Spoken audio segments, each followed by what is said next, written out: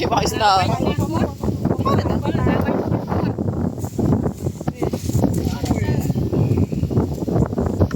nó bao xong star tỉnh mà xong star tỉnh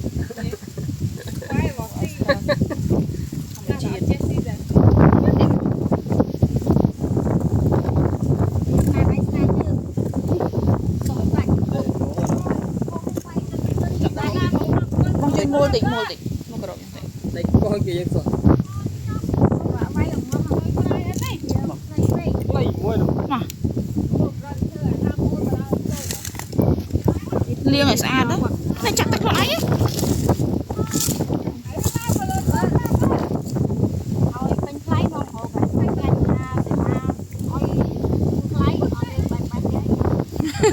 đừng phật bằng ai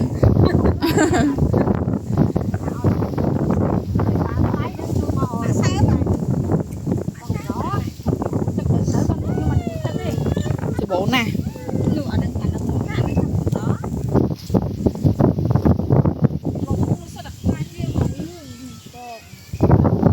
bông kìa cái chanh ói nè mới nó là tụt dắp cái gì cũng ban hôm tới mình tới cho ó